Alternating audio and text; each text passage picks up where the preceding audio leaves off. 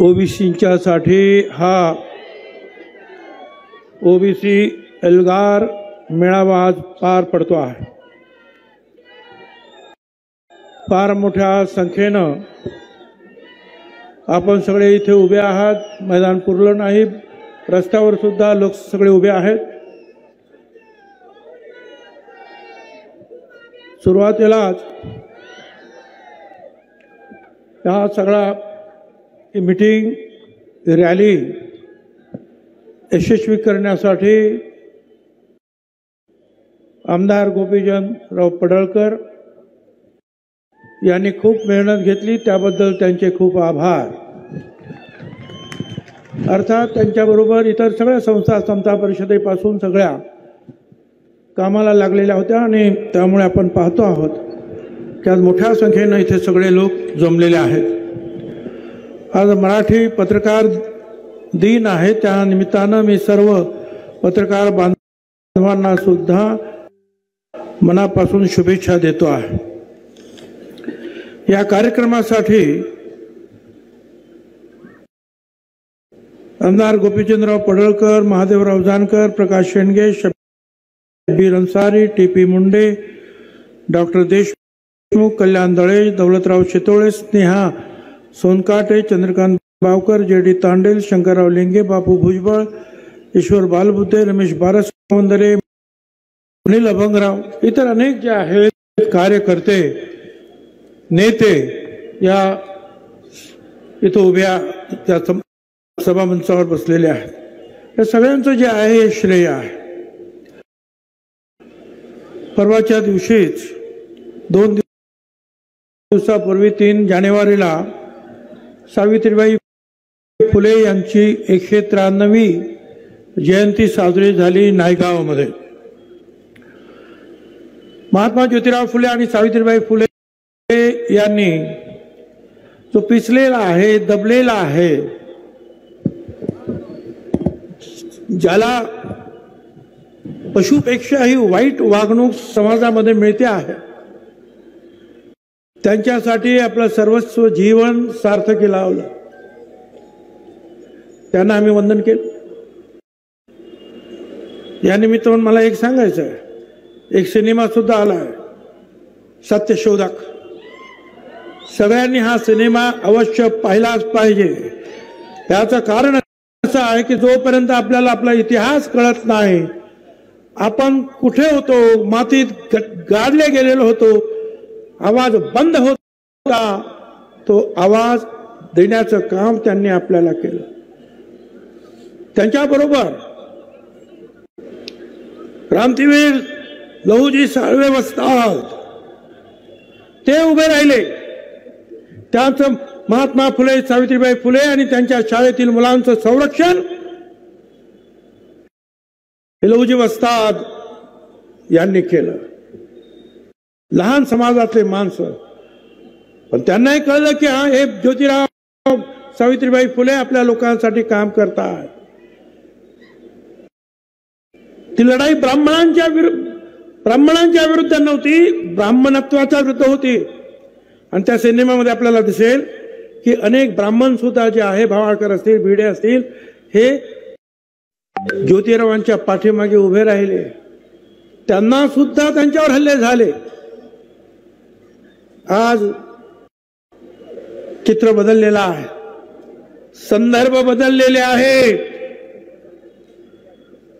अन्याय करणारे बदललेले आहेत। सगळ्यांनी आपण त्याच्याकडे ध्यान दिलं पाहिजे, लक्ष दिलं पाहिजे, अभ्यास पूर्ण पाहिलं पाहिजे। जे आपल्यावर अन्याय करतील त्यांच्या विरोधात आपल्याला उभं राहावं लागेल, एक मुखानं बोलावं लागेल। त्याचबरोबर आता आपल्या इथे जे आहे तैलचित्राचं अनावरण झालं। सगळ्यांनी जरा थोडंसं शांत राहा, मला बोलायचं आहे, तुम्ही जर म्हटलं तर मी लवकर बसेल। मग शांत राहा। महाराज यशवंतराव होळकर तुम्ही जसं महात्मा ज्योतिराव फुले, सावित्रीबाई फुले वाचलं पाहिजे, बाबासाहेब आंबेडकर वाचलं पाहिजे, शाहू महाराज वाचलं पाहिजे, अहिल्याबाई होळकर, मल्हारराव होळकर वाचले पाहिजे, निश्चितपणे जे आहे तुम्ही चक्रवर्ती महाराज यशवंतराव होळकर यांचं चरित्र वाचलं पाहिजे. अरे फार मोठा योद्धा या देशात होऊन गेला. अहिल्याबाई होळकर, मल्हारराव होळकरांबद्दल तर आपल्याला सगळ्यांना आदर आहे, माहिती आहे. पण यशवंतराव होळकर पुण्यामध्ये आले आपल्या भावांसहित पेशव्यांना भेटायला. दरवर्षी येतात त्याप्रमाणे. आणि सकाळी 3 वाजता त्यांच्या कनातींवर हल्ले झाले, भाऊ मारला गेला, यशवंतराव तिथून पळाले. पेशव्यांबरोबर शिंदे होते, सरदार शिंदे, सगळ्यांनी मिळून हल्ला केला. होळकरांचे राज्य घेऊन टाकलं. यशवंतराव एकटेच पळत सुटले. त्यांना वाटलं नागपूरमध्ये तिथे मला आसरा मिळेल. तो आसरा मिळाला सुद्धा. परंतु पेशव्यांनी परत नागपूरच्या बोलक्यांना सांगितलं की त्यांना कैद करा. त्यांच्या कैदेचं फरमान निघालं. यशवंतराव आणि त्यांच्या बरोबर असलेले त्यांचे सहकारी 40-50 फूट उंच असलेल्या तुरुंगाच्या भिंतीवरून उडी मारून तिथून निघाले.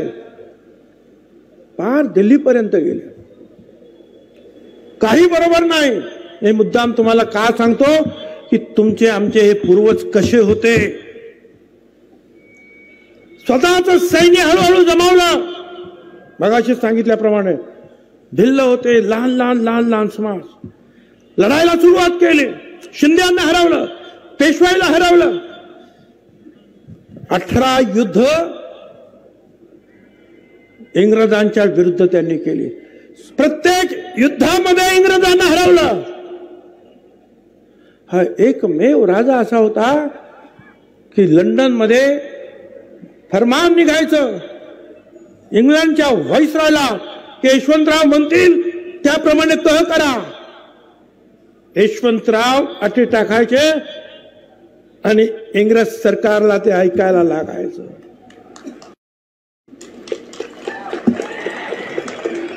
एकमेव राजा. यशवंतराव पण असे हुशार. बरं, त्यांचं जे आहे काम, त्यांचा राज्याभिषेक तर झालाच. या 6 जानेवारीला झाला त्यांचा राज्याभिषेक. 1799 साली 6 जानेवारीला. जन्म 3 जानेवारीला 1776 साली.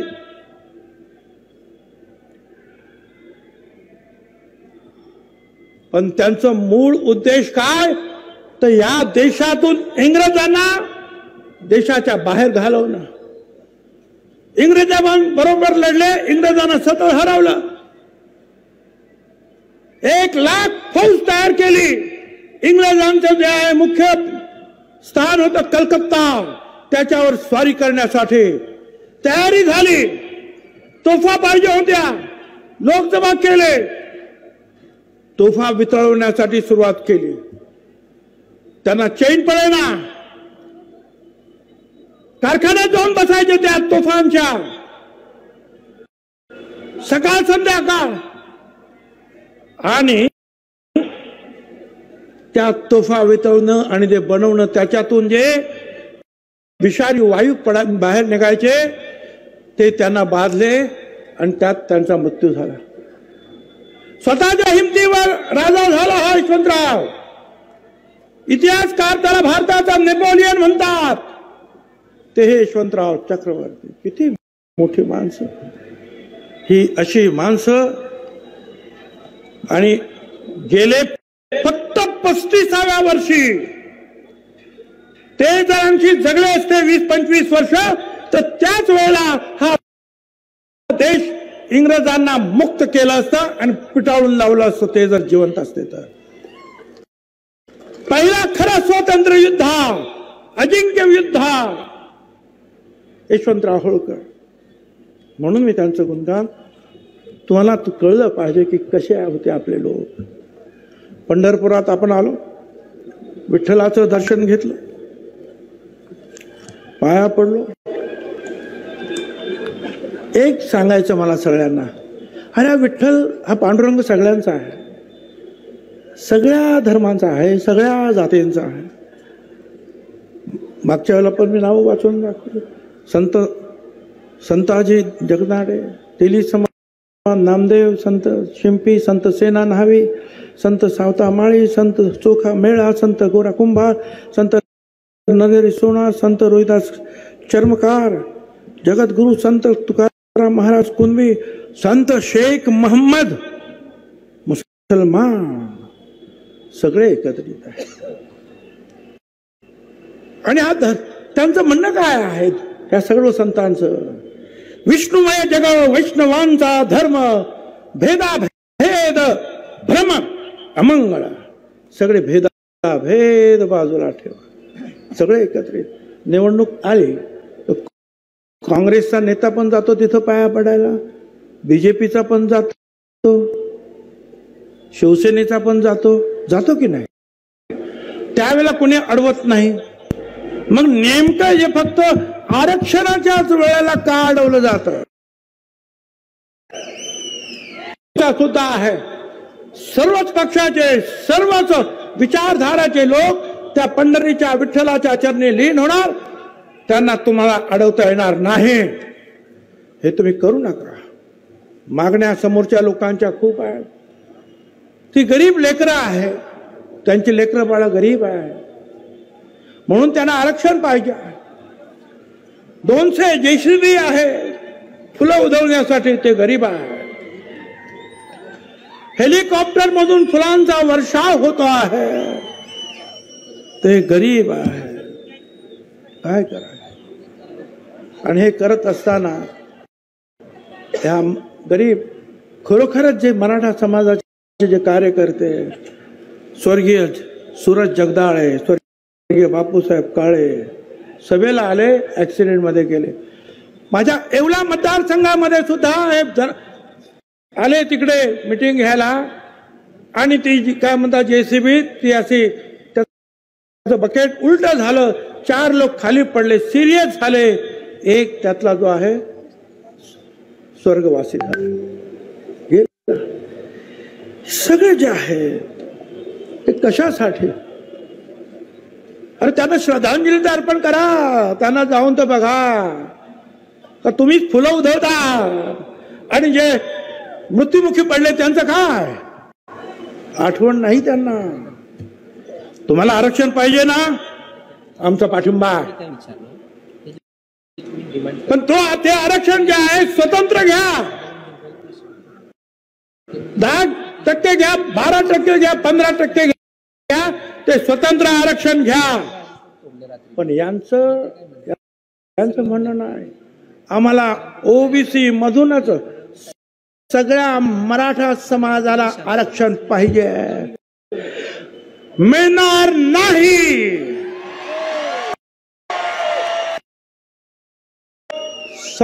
नाही म्हणजे नाही.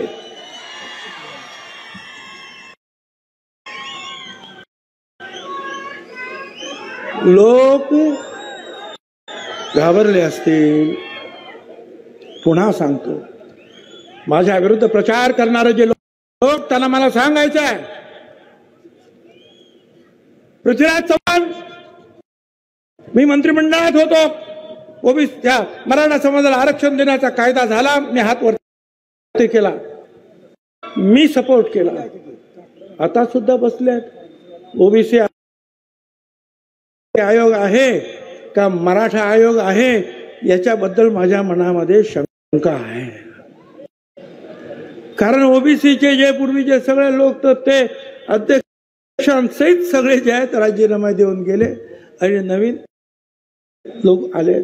आणि त्यांना सांगण्यात आलं की एवढ्या दिवसामध्ये हे सगळं काय करायचं आहे, आणि त्याप्रमाणे काम सुरू आहे. ठीक आहे, मला सांगायचंय परत, मराठा आरक्षणाला विरोध नाही, त्यांना द्या, ते वेगळं द्या, मराठा समाजाला विरोध नाही, पण मराठा आरक्षणाच्या नावाखाली जी झुंडशाही चाललेली आहे, आमचे जे आहेत ती गाणं तुम्ही ऐकलं असेल, आमची लायकी काढली जाते अनेक ठिकाणी. अरे पाहिलं ना, महाराजा यशवंतराव होळकर छत्रपती शिवाजी महाराजांसारखा पराक्रमी माणूस 35 वर्षामध्ये चक्रवर्ती राजाचा, धनगर समाजाचा लायकी नाही त्यांची. आणि शिवाजी महाराजांचं नाव घेता आणि आमच्यावर हल्ले करता. शिवाजी महाराजांसाठीची लढणारी सेना त्याला मराठा सेना म्हणाले नाहीत, कधी मावळ्यांची सेना म्हणालेली आहेत. मावळा लढला,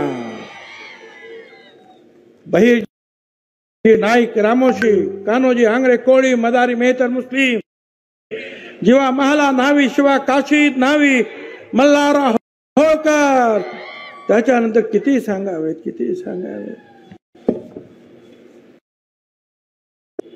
कर्तबगार होळकरांसारखे सुद्धा महिला सुद्धा निर्माण झाल्या. छत्रपतींची समाधी शोधून काढली महात्मा ज्योतिराव फुल्यांनी.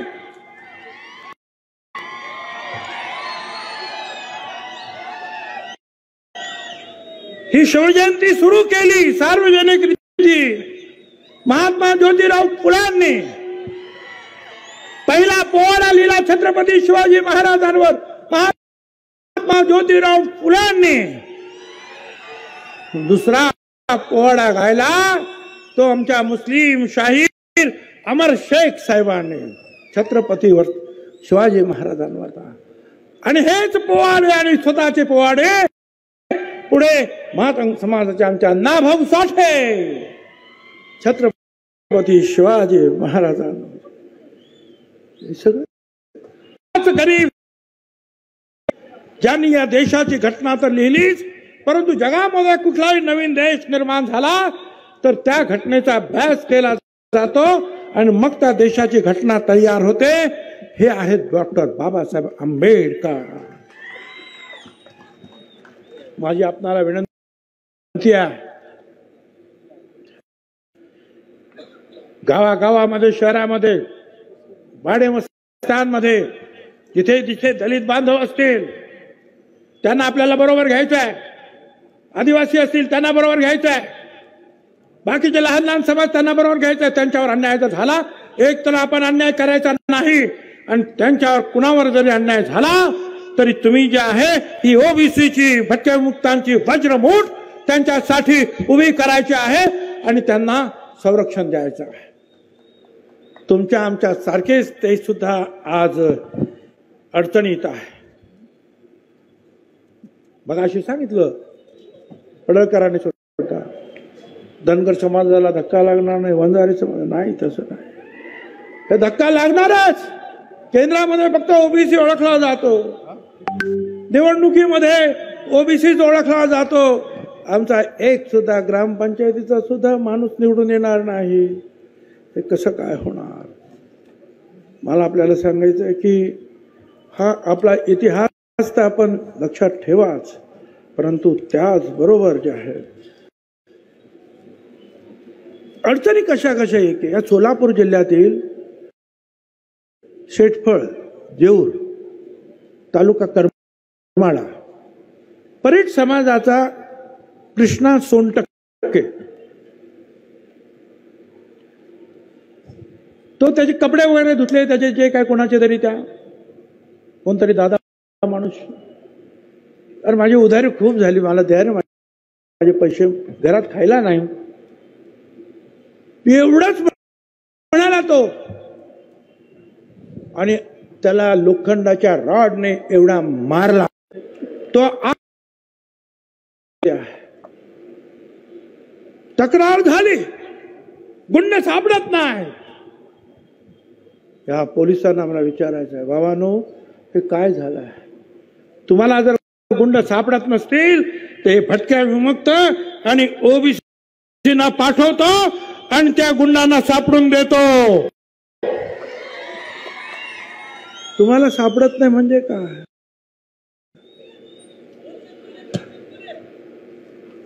असं एक नाही हो, मागे सुद्धा मी या 2 गोष्टी सांगितल्या.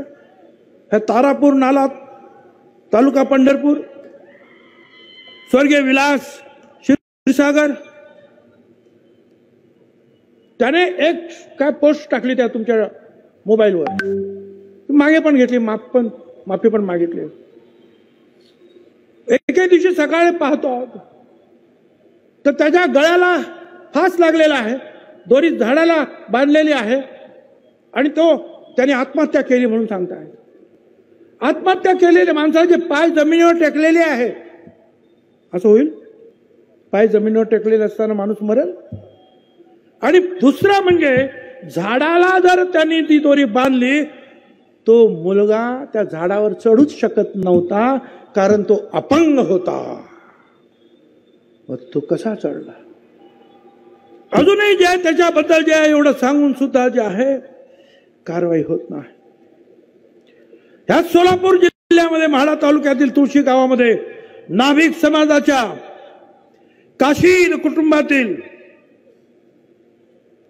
लोकांना मतदान केलं नाही म्हणून जीवे मारण्याचा प्रयत्न करण्यात आला. संपूर्ण घर, गाईचा, जनावरांचा गोठा जाळून टाकला. कोणी आलं ना त्यांच्यामध्ये? जे कोणी आले त्यांना सुद्धा बेदम मारहाण केली, विष पाजून जीव मारण्याची धमकी दिली. मला होम डिपार्टमेंटला सांगायचं आहे, हे काय चाललेलं आहे? हे थांबवा ताबडतोब. या अशा प्रकारचा अन्याय होत असेल तर तुम्हाला त्याच्यामध्ये लक्ष घालायला पाहिजे.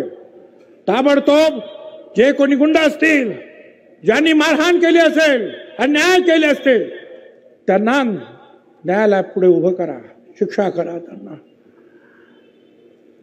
मोठी गंमत चालली आहे ह्या राज्यामध्ये. एक बाळासाहेब सराटे, ते हायकोर्टामध्ये त्यांनी केस लावली. आता फेब्रुवारीमध्ये परत तारीख पडली आहे. काय तर या ओबीसी मधले जे धनगर आहेत, वंजारी आहेत, माळी, सुतार, भटके, हे सगळे जे असेच घुसलेले आहेत, त्या सगळ्यांना बाहेर काढा. ओबीसी मधून आम्हाला बाहेर काढा. हायकोर्ट हा मराठा समाजाचा नेता आहे. मराठा मोर्चा करण्यासाठी हात होता. म्हणजे एकीकडे आम्हाला बाहेर काढा आणि दुसरीकडे संपूर्ण मराठा समाजाला ओबीसी मध्ये घ्या. काय धंदा आहे हा? अरे आमचं आरक्षण आजचं नाही रे, कित्येक वर्षाचं आरक्षण आहे आमचं. यशवंतराव चव्हाण असताना आरक्षण मिळालं. मंडल आयोग व्हीपी सिंग यांनी आरक्षण दिलं. 9 जजेस सुप्रीम कोर्ट त्यांनी त्याच्यावर शिक्का मारला. पी बी सावंत मोठे विचारवंत न्यायाधीश, ते सुद्धा त्यावेळेला त्या न्यायपीठावर बसले होते. ते आमचं काढून घ्या आणि मराठा समाजाला दुसरीकडून ओबीसी मध्ये आरक्षण द्या म्हणून प्रयत्न होत आहे. मला कळत नाही हा दुहेरी आहे. आणि मग ते सांगताना काय सांगणार? आमची लेकरं बाळ, चांगली आहेत लेकरं बाळ. आता मुंबईला जाणार तर त्यांची गरीब लेकरं बाळ 200 मोटर गाड्या घेऊन मुंबईत गेले. का तर मैदान बघायला, कुठे उपोषण करायचं आहे. काय कळत? हे सगळे गरीब आहेत आणि माझ्या समोर बसलेले भटक्या, मुक्त असतील, साळी, माळी, कोळी, तेली, तांबोळी, हे काय श्रीमंत आहे? मुळात हे आरक्षण आपण पाहिलं. दलित समाजाला 13% आरक्षण आहे, आदिवासी समाजाला आरक्षण आहे. त्या दलित समाजातले अनेक लोक डॉक्टर होतात, इंजिनियर होतात, सुप्रिंटेंडेंट होतात, कमिशनर होतात, कलेक्टर होतात. पण आजही झोपडपट्ट्यांमधून हीच माणसं आहेत. हाच दलित समाज आहे, आदिवासी समाज आहे, गरीब आहे. आरक्षण मिळालं म्हणजे सगळा श्रीमंत होतो समाज, असं नाही. आणि श्रीमंतीवर आणि गरिबीवर आरक्षण दिलं जात नाही. आरक्षण कुणासाठी आहे? आरक्षण हजारो वर्षांपासून जे दबले पिचलेले आहेत त्यांना इतरांच्या बरोबर घेऊन येण्यासाठी आरक्षण आहे. त्यातल्या काही लोकांना कलेक्टर होतात, डॉक्टर होतात आणि मग ते सुद्धा जे आपल्या मुलाबाळांना शिकवतील, पुढे येतील म्हणून आरक्षण आहे. श्रीमंत आणि गरीब आरक्षण नाही. आज एखादा माणूस गरीब आहे म्हणून त्याला आरक्षण जर दिलं, काय सांगावं?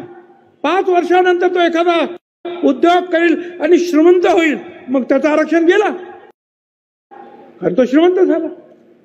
किंवा उलट, आज श्रीमंत आहे म्हणून त्याला आरक्षण नाही, दुर्दैवाने उद्या तो गरीब झाला, मग आरक्षण नाही. हे आरक्षण जे आहे हे तुमच्याकडे किती श्रीमंती आहे, कमी जास्त याच्यावर नाही. आरक्षण जे आहे सामाजिक दृष्टीने तुम्ही किती मागास आहात त्याच्यावर ते आरक्षण आहे. आणि ते सांगतात की आम्हाला मिळालं नाही. हा जो MPSCच्या परीक्षेमध्ये सुद्धा आज आपण पाहतो आहोत, ज्या जागा भरलेल्या आहेत मराठा समाजाच्या 33.5% A ग्रेड मध्ये आहे, B, C, D ग्रेड मध्ये सुद्धा 37% केवळ मराठा समाजाच्या आहेत. IAS मध्ये सुद्धा 16% आहेत, IPS मध्ये 28% आहेत, IF इंडियन फॉरेस्ट सर्व्हिसेस मध्ये 17% आहे. अख्ख्या या मंत्रालयामध्ये 54% मराठा समाज भरलेला आहे. आणि आज आमच्याकडे मात्र उत्तर येत आहे ओबीसी समाजाला फक्त 9.5% अजून जागा भरलेल्या आहेत आतापर्यंत. 27% आरक्षण सुद्धा भरलेलं नाही. ज्या लगबगीनं, ज्या घाई गर्दीनं मराठा समाजासाठी काम करत आहात, त्याच घाई गर्दीनं, त्याच प्रेमानं हे आरक्षण आमचं आहे तेवढं भरण्याचं सुद्धा काम सुरू करा. आमचं आरक्षण भरा. 9.5% जे आहेत ते 27% पूर्ण भरा. हा आकडा जो आहे आमचा नाही, या सरकार दरबारचेच आकडे आहेत. मराठा आरक्षणासाठी तुम्हाला जे काय करायचं करा, पण इकडे हे कोण करणार? हे तुमचं काम नाही, शासनाचं काम नाही. लोक बोलता, हो भुजबळ साहेब मग तुम्ही मंत्रिमंडळात आहात काय? होय, मी मंत्रिमंडळात आहे आणि मंत्रिमंडळात मध्ये सुद्धा मुख्यमंत्री उपमुख्यमंत्र्यांसमोर जे काय बोलायचं ते बोलतोच आणि ह्या मीडियाद्वारे सुद्धा तिकडे ते जात आहे. तुमच्या आमदारकीची सुद्धा पर्वा करत नाही. आणि तुम्ही सांगता त्याप्रमाणे हेही तुम्हाला सांगतो, भुजबळ आता कुठलं मंत्रिपद पण नकोय आणि मुख्यमंत्रीपद सुद्धा नकोय, पण हे या गोरगरिबांची काळजी घेणारं सरकार या महाराष्ट्रामध्ये आलं पाहिजे. याच्यासाठी मात्र आम्ही सगळे आकाश पाताळ एक. केवळ एका समाजासाठी सरकार काम करणार नाही, तर ह्या गोरगरिबांसाठी सगळ्यांसाठी समान न्याय देण्याचं काम तुम्हाला आम्हाला करावं लागेल. आमची मुलं सुद्धा हुशार आहेत ना. अरे ओपन मध्ये 54.5%ला कट ऑफ झालेला आहे, शेड्यूल कास्ट मध्ये सुद्धा 54.5% आहे आणि ओबीसी सुद्धा 54.5%लाच कट ऑफ आहे. आमची मुलं हुशार आहे, आमची आहे लायकी आहे. आमची MPSC मध्ये सुद्धा आज 106ला ओपन मध्ये कट ऑफ, तो ओबीसी मध्ये 106.5 हा कट ऑफ पॉइंट आहे. VJNT मध्ये सुद्धा 106.5 आहे. आमची पोरं हुशार आहेत, नाही असे नाही. परंतु जे आहे तुम्ही आमच्यावर अन्याय करू नका. खोट्या रीतीने जे आहे कुणबी जे खरे आहेत आमचं काही म्हणणं नाही, परंतु आजकाल जे आहे खोट्या रीतीनं जे आहे कुणबी सर्टिफिकेट देण्याचं काम सुरू आहे. माझ्या हातामध्ये काही ठिकाणचे रेकॉर्ड आहे सर्रास. त्याच्यात माळी तो पण कुणबी, जैन तो पण कुणबी, लिंगायत कुणबी, मराठा कुणबी, सगळे कुणबी. त्याच्यावर शिक्के आहेत सरकारचे. कोणी येऊन पाहू शकतं, कधी पाहू शकतं. हे काय चाललंय? ऑफिस मध्ये बसून कुणबी लिहायचं आणि सर्टिफिकेट वाटायचं. हे काय चाललंय? हे थांबलं पाहिजे. आमदार आता विधानसभा झाली, एखादा आमदार असेल, आमदार कुठेंचं मला नाव घ्यावं लागेल, बीजेपीचे आमदार. पण ते म्हणाले की तुम्ही हे सगळे जे काही बोलता आहात आमदार, भुजबळांवर टीका करता, ओबीसीवर टीका करता, मराठा समाजाला आरक्षण मिळालं पाहिजे, केवळ मतांसाठी हे तुम्ही करू नका. मतांकडे पाहून ही भाषणं करू नका. त्यांचं म्हणणं बरोबर आहे, कारण मतं आमच्याकडे सुद्धा आहेत. आणि एक लक्षात ठेवा, आता हे 54% त्यांच्याबरोबर विजय तर आहेच, पण त्याचबरोबर दलित, आदिवासी आणि इतर सर्व समाजाचे लोक सुद्धा आता या ओबीसी समाजांबरोबर आहे, हे लक्षात ठेवा. तर मला तिथे सांगायला लागले, अहो भुजबळ, तुम्ही शांतता भंग करता आहात. तुम्ही ओबीसी आणि मराठ्यांमध्ये लढाया लावता. मी लावला. सुरुवातीचे 2 महिने जालन्यावाले, मला त्यांचं नाव सुद्धा घ्यायचं नाही, शिव्या देत होते. मला सातत्याने शिव्या देत होते. मी गप्प बसलो. पण ज्या वेळेला अख्खं बीड पेटवलं, ठरवून लोकांची घरं पेटवण्यात आली, पेट्रोल बॉम्ब टाकण्यात आले, धडाधड गाड्यांचे स्फोट झाले, हॉटेला जाळण्यात आली, आतमध्ये बायका पोरं होती, आमदारांची बायका पोरं आतमध्ये होती. कशी वाचली देवाला. या क्षीरसागरचं घर, जयदत्त क्षीरसागर माजी मंत्री आणि आता आमदार संदीप क्षीरसागर, आतमध्ये पोस्ट ग्रॅज्युएट असलेले डॉक्टर, त्यांची सून जयदत्तची पुतण्या करणार का. त्यांची आई काकू कित्येक वर्ष जे खासदार होत्या, सगळे एकत्र राहतात. ज्वाळा भडकल्या, धूर आतमध्ये यायला लागला, लहान पोरं कासावीस झाली. वाचवायचं कसं. पाठीमागे भिंत जी आहे, घराच्या भिंत, ती सुद्धा 20-20 फूट उंच. शेवटी त्या महिलांनी त्या लेकरा बाळांना पायाला धरून उंच केलं, खुर्चीवर चढले आणि पलीकडून जे आहे मुसलमान बांधव, त्यांनी त्याला वरती ओढून घेतलं आणि आपल्या घरी घेऊन गेले. छत्रपती शिवाजी महाराजांनी हे शिकवलं तुम्हाला. आपल्याच लोकांवर हल्ले करा. कल्याणच्या सुभेदाराला सुद्धा साडी चोळी देऊन सन्मानानं रवानगी करणार आमचा राजा छत्रपती शिवाजी महाराज. आणि तुम्ही बायका पोरांची सुद्धा काळजी तुम्हाला नाही. आपल्याच महाराष्ट्रातील काय त्यांचा गुन्हा. त्यांचा गुन्हा काय. तेली समाजाचे आहे म्हणून, माळी समाजाचे आहे म्हणून. ते प्रकाश सोळंकी ते एवढंच म्हणाले होते की बा आरक्षणामुळे सगळ्यांना काही आरक्षण मिळत नाही, उद्या आरक्षण मिळालं म्हणजे सगळा मराठा समाज नोकरीला लागला, असं होत नाही. 1-2% लोकांना त्याचा फायदा होईल, एवढं ते म्हणाले. आणि खरंच आहे, हे खरंच आहे ना, आज सुद्धा ते खरं आहे. ते एवढंच म्हणाले बास. त्यांच्या घरावर 300-400 लोकांचा हल्ला, ठरवून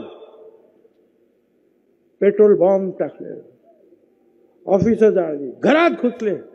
काय. आणि जेव्हा पकडण्यात आलं ह्या सगळ्यांना, त्यावेळेला मग हे म्हणाले सोडा. पण मगाशी मी सांगत होतो, ते जे आमदार जे मला सांगत होते की तुम्ही 2 समाजामध्ये तेढ निर्माण करता आहात, त्यांना मला सांगायचं आहे, ठीक आहे, मी थांबायला तयार आहे. पण या सगळ्या आमदारांना, काही त्याच्यामध्ये माझे मुख्यमंत्री सुद्धा, त्यांना मला सांगायचं की जा पलीकडे जा. त्यांना सांगा ओबीसी आरक्षणातून वाटा मागणं चूक आहे, कायद्याच्या विरुद्ध आहे. सांगा त्यांना. जाळपोळ करणं चूक आहे सांगा. जिवंत काडतुसा बाळगणाऱ्या पिस्तौलधाऱ्यांना संबंध ठेवणं चूक आहे सांगा त्यांना. पोलिसांना 80 पोलीस जखमी झाले, त्याच्यामध्ये महिला पोलिसांसहित दगड मारण्यात आलं. असं करणं चूक आहे. गुन्हे मागे घेण्यासाठी दबाव टाकणं चूक आहे. गावबंदी करणं चूक आहे. एका समाजाच्या मागणीसाठी शहर बंद करून टाकणं चूक आहे. सांगा त्यांना की अमुक तारखेलाच आरक्षण मिळालं पाहिजे, अशी बालिश मागणी करू नका. शासनाला धमकी देणं चूक आहे सांगा त्यांना. आणि सरसकट कुणबीची मागणी करून आरक्षण मिळवण्याची प्रक्रियेला फाटा मारून ओबीसीच्या ताटातलं आरक्षण मागणं बेकायदेशीर आहे. सांगा त्यांना, जाऊन मी थांबायला तयार आहे. त्यांना सांगा अगोदर. त्यांना सांगण्याची ताकद नाही. त्यांच्याकडे मतं आहेत म्हणून, मतं आमच्याकडे नाहीत. समजेल जे जे आमच्या विरोधात गेले त्यांची नावं लक्षात आहे. निवडणुका येतील. त्यांनी केलेले पाप त्यांच्यात पदरात टाकल्याशिवाय आम्ही राहणार नाही. लक्षात ठेवा.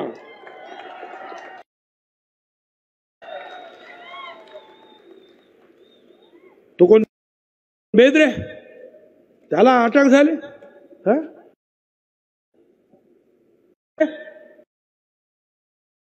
अरे मग म्हणाले भुजबळांनीच पेटवलं. अरे आणि खरोखर पेटवणारे लोक त्यांना पकडण्यात आलं. तो बेदरे बोदरे तो पिस्तौल त्याने तिथे उडवले. त्याला पकड सोडला. त्याला का रे, का घाबरला? छगन भुजबळ आणि आम्ही सगळे या झुंडशाहीच्या विरुद्ध आहे. आम्ही मराठा समाजाच्या विरोधात नाही, जाळपोळ करणाऱ्याच्या विरुद्ध आहोत. आम्ही जाळणाऱ्यांच्या विरुद्ध आहोत. आम्ही जुळवणारे आहोत, जाळणारे नाहीत. आम्ही घडवणारे आहोत, मोडणारे नाहीत. आम्ही पटवणारे आहोत, पेटवणारे नाही. कशासाठी? आणि आम्हाला ते सांगतात आमच्या हातात दंडुके, सरकारला पायाखाली तुडवू शकतो, भुजबळांना पण सरळ करतो. अरे काय काय तुम्ही बोलता ना मला. त्यांना मला सांगायचं आहे, धमकी मला देऊ नका. शरीफ है हम शरीफ है हम, किसी से लड़ते नहीं है, मगर जमाना जानता है कि हम किसी के बाप को भी डरते नहीं है. कोणीतरी म्हणाले ते इकडे भाषण करायला आले की आम्ही त्यांच्यावर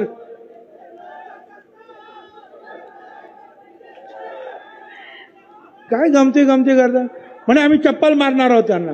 मारा, दोन्ही मारा, म्हणजे उपयोग होईल ना. ते एक तुझ्याकडे नाही, एक आमच्याकडे. काय उपयोग त्याचा?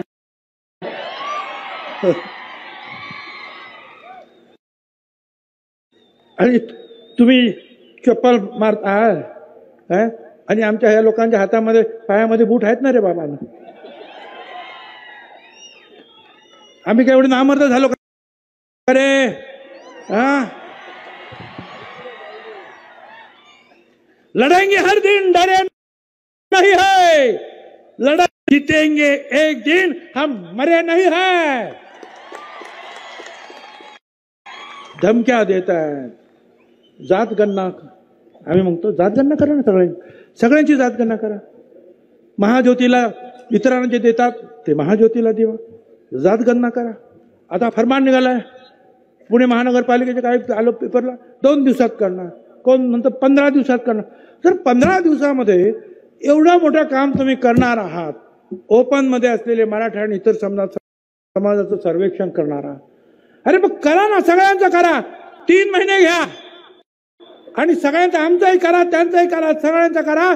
दूध का दूध, पानी का पानी हो जाएगा. कौन कितना है समझ में आएगा. अरे काय झालं तरी 54% आम्ही आहोत आणि दलित, आदिवासी हे सगळे धरून 74% आणि इतर जे आहेत ते सुद्धा आमच्या बरोबरच. हे तुम्ही विसरू नका. करा, आमची जाती गणना करा. पण सगळेच म्हणतायत, बीजेपीचे लोक म्हणतायत, बावनकुळे तेच म्हणतायत, शरद पवार साहेब तेच म्हणतायत, अजित दादा म्हणाले पैसा पाहिजे तेवढा देतो, करा. अरे सगळे तर म्हणतायत, मग करा ना जातगणना आमची. ती करायची नाही, फक्त एकतर्फी मराठा आयोग आपण नेमलेला आहे. आता मी त्याला ओबीसी आयोग मानतच नाही. आणि तुम्ही एकच काम त्यांना दिलंय की मराठा समाजाला कसं होईल. माझा विरोध नाही, पण माझा विरोध एकीकडून सगळे कुणबी तुम्ही आमच्यामध्ये भरणार आणि दुसरीकडे सांगणार आम्हाला मराठा समाजाला वेगळं आरक्षण द्यायचं आहे. सगळेच कुणबी, सगळेच मराठा समाज कुणबी घेऊन जर आमच्यामध्ये येणार आहे म्हणजे मराठा ह्या महाराष्ट्रामध्ये औषधाला सुद्धा पुरणार नाही, कारण सगळेच कुणबी होणार आहे.